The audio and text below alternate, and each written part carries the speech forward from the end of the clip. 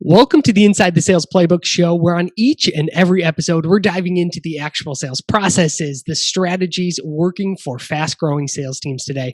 No high-level overview, no fluff. We get into the actual weeds of what some of the fastest-growing and most successful sales teams are doing today to drive revenue and grow their businesses. And we've got two sponsors for the show today.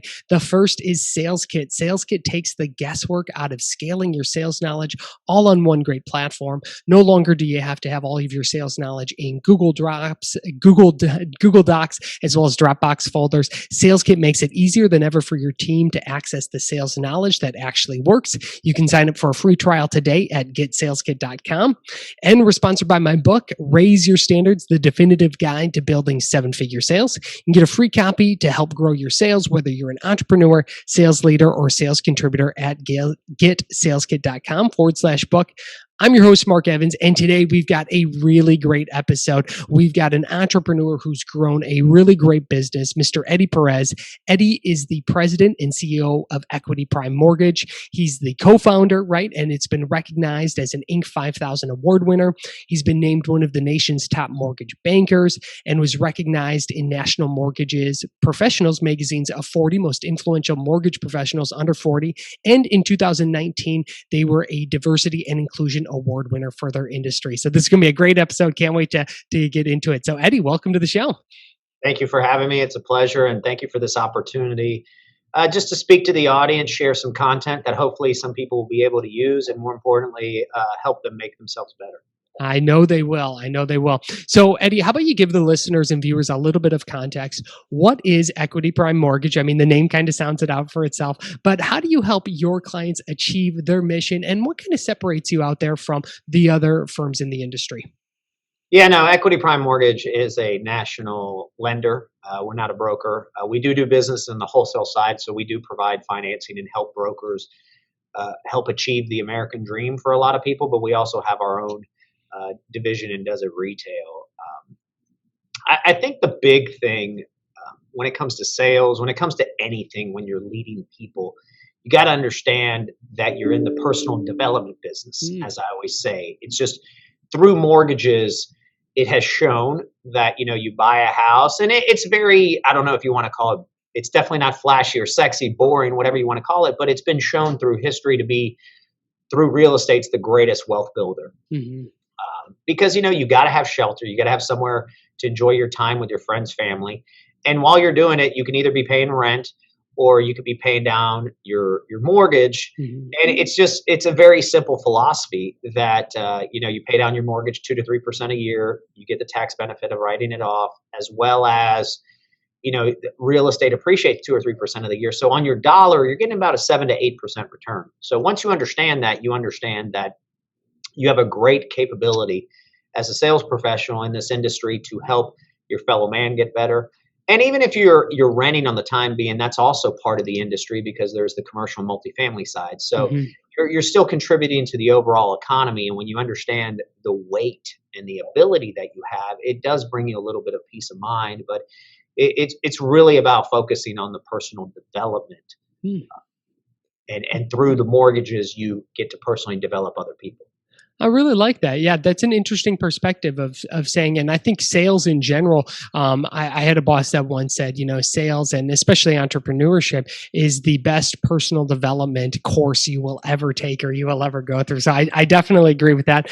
But Eddy, of all the things you could have done, right, you're a very smart guy, very talented, of all the things you could have done, why the heck did you even choose this industry and getting into sales and getting into entrepreneurship?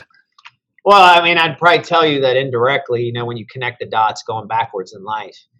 Probably started around 5 years old. And what I'll say is, I'm first generation born in this country. My parents came from Cuba. That's awesome. And they didn't meet till Atlanta here. So I wasn't born in Havana. I wasn't born in Miami. So, my parents actually met in Atlanta. That's a little bit part of the story. But my father started his own construction company, and it was residential.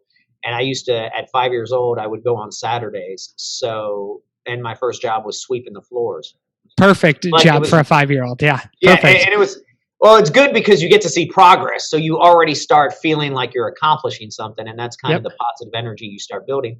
But it was really a time to spend with my father. And it's where I got to learn a lot of camaraderie because I got to see at that point in time a lot of immigrants that had come to this country that were just trying to feed their families. Some of them were still back where they were originally from. And you got to hear their stories. Of course, as a 5-year-old, I thought they were all old.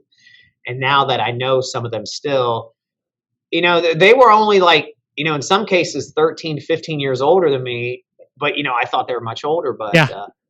I started, my father was a residential contractor. I went off to college and I studied finance. And then first I was a stockbroker, and then the 2001 .com crash. I was young at that point, and, a lot of things changed. Mm-hmm. And then somebody mentioned to me, hey, have you ever thought about going into business? And my father had worked with a lot of builders. I asked for his opinion and just naturally fell in love with it. No surprise, because like I said, I'd been around real estate. I'd studied finance. So me being in the residential real estate finance side of it is no coincidence when I look back on it. It's just where I felt at home. I felt natural, and I got to see the home ownership experience as well as building home ownership for others. It just really felt my personality. Yeah, I could imagine. How cool. Let me ask you kind of a side question here, Eddy. It sounds like you're very motivated, you're very driven, and I would assume at least being a first generation American with parents that are immigrants, right? That probably added a lot to your hunger. Yeah. How do you now pass that down to your kids? Because I know we talked and you have kids. How do you pass that hunger and that drive that you possess, right? That probably came naturally from having to be scrappy and being a first generation to that second generation that maybe doesn't have the obstacles that you had in order to really have to, make things happen?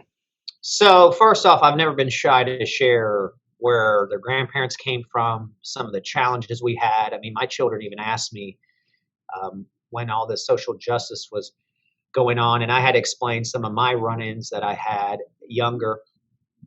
They said something to me. They said, Dad, what's the worst thing you've ever heard? I said, well, at a young age, I was told to go back to my country, even though I was born in America, that you don't belong here, because I didn't know English when I got to kindergarten.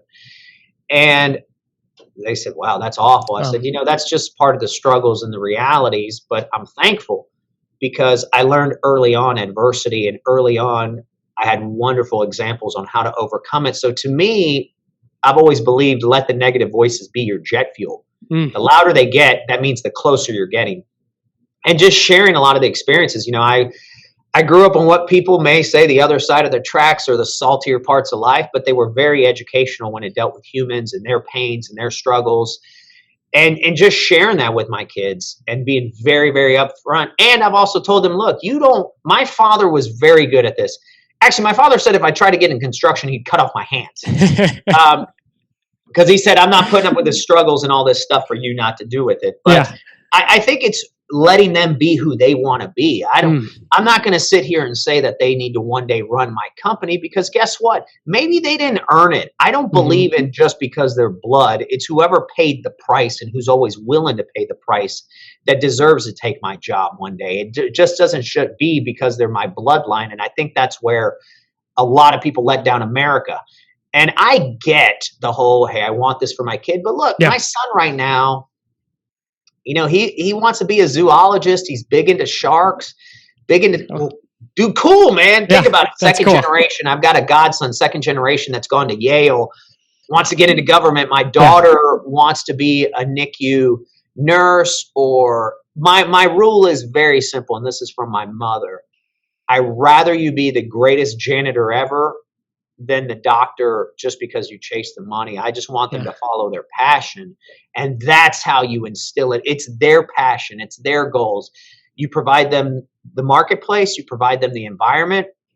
They want to be the best. You get them the best coaches. But if they're slacking and they feel like it's owed to them, then you just have to say no different. Hey, dude, this is not going to work here. So you can't want it more. That's how you do it. Like, I don't know what their passions are going to be. Just because my passion was that, I look back on it, I think it's just because my father was my idol, still is, God rest his soul. And I got to spend time with him. And through that, the camaraderie and all that kind of led there. My son's big into sharks. My daughter's big into want to be respiratory therapist, NICU for kids. That's cool. my 7-year-old, who knows what she's so fond of today, and she should know that. And they may change their minds. I just don't think too many parents live through their children. My father didn't, and I'm not going to. And my mother didn't either. I'm not going to. I like that. I really like that perspective. Thanks for taking us down that. It's a question we don't ask too often on this show, but I thought it was applicable for this one. So, Eddy, kind of fast forward a little bit. So you started as a stockbroker, right? Then you got into mortgage and where you're at right now. You've now grown this business to be over 150 people, if I understand that correctly. So you've almost seen 500. Almost 500. Geez, I'm sorry, 150 salespeople, over 500 yeah, employees. Just incredible growth there. So let's talk a little bit, what do you see, because I'm sure you touch a lot of companies, you see a lot of people in the industry. What do you think makes a really good leader at a fast growing company such as yourself, who has seen such explosive growth? Well, first of all, I think you have to have the mindset, and you said it earlier. Yes, we've accomplished a good amount, but we accomplished it together. I think as a good leader, if you realize you're the smartest guy, or you think you're the smartest guy in the room, you're in trouble. Your job as a leader is to get the most out of people. So you got to unleash the potential. And a lot of that is only done through listening, because you will see people that are motivated just financially. Doesn't mean they can't be good, but doesn't mean they're going to be a good manager or a leader. That's the difference. You got to really listen deeply as a leader. That's probably, if you want me to tell you the greatest attribute to have, or trait, or skill, because it's a skill. A lot of people confuse talent for skills. Most of life is skills, and Michael Jordan even said that a lot of people confuse my skills for my talents. And you got to surround yourself with good people. You got to build a great vision. You got to constantly communicate, and you got to listen, and you got to be able to address the hard questions, but in a very kind way. You don't have to say, "Look, dude, you're terrible right now. Hey, tell me what's going on with you." It goes back to that personal development. Hey, I understand you're doing through this, but it's time to dust yourself off. Let's go. You're better than this. I think that's the attributes you got to work on. Leadership's a skill. I was very fortunate not only to get life experiences, but even you can have a lot of those. They say, "Oh, leaders are naturally born." No, you may have. You may be charismatic. You may be that. You still got to refine it, or you will be lost at times. And I think it's really just working on it. And more importantly, I think it's the mentality that you got to just improve that much every day. And if you work on that improvement mentality, it's going to lead to life fulfillment and happiness. Because if you're not getting better every day, you're getting worse. It's just very simple. I really like that. I think that's really, really good.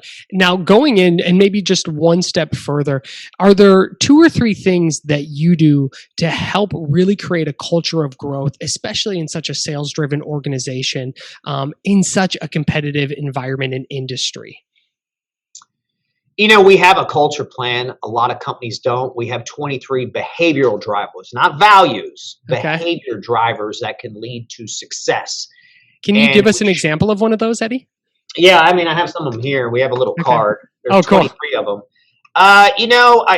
We've already touched on one of them, but one of them is, oh God, where is it? You think I'd have this memorized, but I don't. Continuously improve yourself. Seek out and take advantage of every opportunity to gain more knowledge, to increase your skills and become an expert. Be a lifelong learner. Be resourceful and learning. Simple as show you care. Mediocrity is your enemy. Complacency. Love it. And a lot of things that people I think don't talk about is, fundamental number 23. You got to keep things fun. If you're doing something better for other people, you're growing other things, you got to keep it fun. I know there's the intensity, but you got to think like an athlete. Sports is fun. The grind, the process. I think Muhammad Ali, said it best that, I'm going to suffer now so later I can always live like a champion. Yeah. Got to get into that. You got to really dive into it. And you got to understand, don't think about a year from now. Always just focus on today. And I say that because I had my mental health challenges with extreme anxiety after my father passed. And I was so worried about the future, breaking out in sweats, not able to sleep, that I learned to break it is to just focus on today. And I'm very grateful that I was able to overcome that, because now it's okay to plan for tomorrow, but maybe set that for an hour out of your day, 30, whatever. But, if you read every day, 20, 30 minutes, you're actually preparing for tomorrow. You're doing Yeah. these things. So I think it's just a focus and really an understanding of how you have to pay the price to get there. I really like that. Paying the price to get there. I really like that. Well, let's pivot a little bit because I'm really curious, Eddy, with such a large sales organization that you have, one of the things that a lot of founders and entrepreneurs reach out to me is, and everybody's talking about training and onboarding, right? How do we reduce our ramp time? How do we make our reps more efficient in a smaller window, right? How do we improve our training process? So what is your kind of training and onboarding process and indoctrination, if you will, at your company look like? And what are some elements that you feel like is really world-class at this time? So I'll be frank saying we have not always done it very well. Okay. I'm not shy to talk about mistakes and all that, but you got to invest in the right players. That's the big thing. And you got to make sure that they know the blueprint, they know exactly their lane, but there is nothing I think more crucial. And we live by so many of those mistakes that we meant well and then people left and people didn't like it because we did not focus on the first 90 days. I'm going to tell you right now, we have a team that just focuses on the first 90 days. That's it. Wow. Doesn't matter if they're sales, operational. It's even, talking about the fundamentals. Hey, how do you get on videos? Yeah. How do you get on social media? How do you really brand yourself? It's really an intense focus you got to do on, because most people out there, they don't let you down because they want to. They just don't know how to. And it's up to you. I always believe that more companies fail the potential employee than the employee fails them. And sometimes that's just, they didn't disclose something and it wasn't trying to be tough or mean. They just, and we're all human. It's really understanding that. But I think you got to really have a team that's dedicated to bringing them on. And, you would be shocked if you're having somebody 3 to 4 times a day, just checking up. Hey, how are you doing? Are you doing okay? What's going on? You would be shocked. And not only what you learn, how well they feel, how appreciated, show sincere appreciation they feel. And you're just doing the right thing. And that'll put you in a great position, because at the end of the day, that's who's taking care of your consumer. And you got to have a passion for the consumer because you can't touch them all. So you have to indirectly find a way to touch them all. And the only way is by building a great chemistry and by instilling those values, more importantly, those behavioral drivers in each person. I really like that, right? That costs you nothing to be able to check in and to have those touch points with that new employee or that new salesperson, regardless of position, to make them feel like, wow, this is a good choice, right? There's nothing worse than someone who has a first week or even a first day. And it's like, they come home and, hey, honey, how did your first day go? It's like, well, I don't know. We'll see, right? That's a very nerve-wracking experience versus the experience it sounds like at your company of, wow, yeah, I've never felt more connected with a company that wants me to do well. They checked in with me 4 times today, or whatever kind of that process looks like. I really, really like it. Well, let's pivot into, since this is the Inside the Sales Playbook show, let's talk a little bit about your sales playbook, right? You're in a very competitive market. There's no shortage of agents that are probably similar or are obviously in your space. So what do you do with your sales playbook that you feel and in your sales process that really separates you from the competition? I think the mortgage process is very similar. I think it goes back to that personal development that, we have coaches, we have mentors, we have people, if they are of the open mind, there are some people that when we do the recruitment process, they're like, well, I'm just looking for this and I don't need anything else. Well, that's not going to be a good fit. Yeah. And the challenge in sales is they think of the revenue. But, twice in our existence, we had our highest producing offices that we agreed to part ways with. A lot of people wouldn't have been put up with that. And I'm not saying that to try to sound tough or mean. It's just we didn't fit anymore. We didn't have the right buy-in. And we kept the other people. And production always raised, because then people are like, wow, they're serious about what they believe in. They're serious about the consumer. Yeah. And we were honest too, very intentional. Hey guys, we've lost some production. We need everybody to step up just a little bit each. And everybody glowingly stepped up because they said, wow, X amount of organizations wouldn't have done that. They would have looked at the dollars. However, that violates, rule number 1 of doing the right thing. So our playbook is really on personal development. And what I mean is, not just training. We offer virtual gym services to our employees. We have people take the love language test, so we know how to communicate with them. We have outside sources, for training. We have experts that can help them even on their computer if they're running into some challenges. It's really providing the support that they need. Some people don't believe in it. That's okay. They may not need it. That's okay. That doesn't mean that they don't fit somewhere else, and that doesn't mean that you don't wish them the best. I think that's where maybe my business development recruitment team gets a little frustrated, but I've already brought on people we don't need, and it didn't fit good. I've already chased that lie, because I think what a lot of people don't understand about themselves is we are all honest liars to ourselves. Nobody lies to you more than yourself. And it's going to be different this time. If you see some of the signs, and then you also have a recruitment process that has multiple people there. And then on top of that, you got to introduce people to relationships. It can't just be, okay, you're a sales professional. I want your business. I'll manufacture it for you. Have a nice day. How are you growing them? What other, we're plugged into multiple organizations that do a lot of the first-time home buyers, that do a lot of different ethnicity groups that are there, that we help support the communities. What are you doing to support those communities? And then who more are you being able to plug in there? I think that's the other thing is, you got to make sure that you're helping your employees produce. And I'm not saying just in sales. I'm saying even operationally, how are you growing them? How do you set the picture for them to be able to grow? Doesn't mean it happens, but you got to at least build those areas so that people see what they can achieve. Because in a competitive market, and more importantly, a lot of these people think like athletes. They are competitive themselves. You see them all the time leave one team to go to another one for less pay, less that, but they feel a part of something. I think that's really the way we focus on it. I really like that. And you touched on something when you said parting ways with one of your highest producing offices. This is something that I've heard. I've been in this situation as well, where you come to that point where maybe it's an individual employee versus an office, right? Where they're your top performer, but they're either not living up to the culture or they're not living up to some sort of criteria. Walk me through kind of what your process is. There a litmus test you go through? Is there a process that you go through to do that separation with a truly high performer on your organization that's driving a ton of revenue? Yeah, we have weekly executive calls where it's the executive team gets together. And we have those conversations. That's one of our behaviors, to speak courageously. And we say, hey, first of all, I believe in the thumb rule. Always look at you first. Not the finger, the thumb. Okay.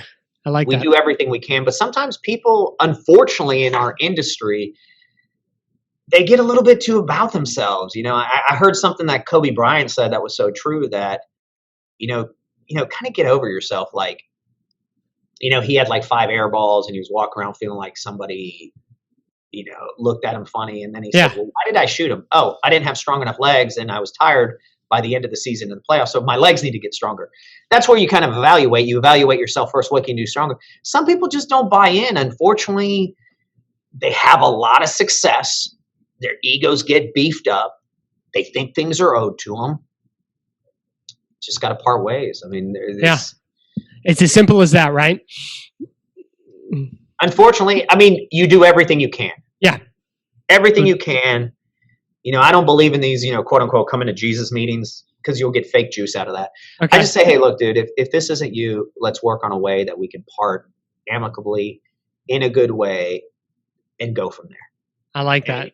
And you just have to do that. And look, younger in my career, I made some mistakes, get the blank out of here, have a nice, and it didn't end well. All that did was destroy not only relationships, but a piece of you each destroyed each other.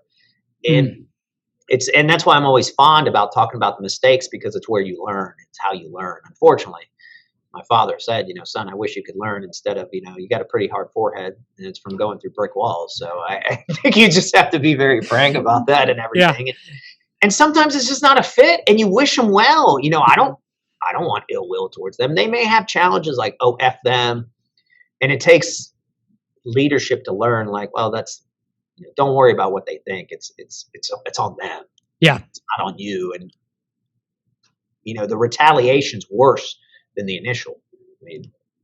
Always is. Yeah, I really like that. Eddy, I think this is a great place. Let's pivot. We're going to close with our final 5. So these are 5 rapid fire questions that I'll ask you answer. Are you ready? Yep. Yeah. All right. Favorite sales related movie? Glenn Ross. Awesome. Favorite sales book? don't know if it's a sales book, man, but I think Think and Grow Rich by Napoleon Hill is extremely powerful. Yeah, I'd say that can qualify as sales. We'll allow it. I like that one as well. What do you know now that you wish you would have known when you first got into the career of sales? Just keep working on it every day. Just keep working on it every day. I like that.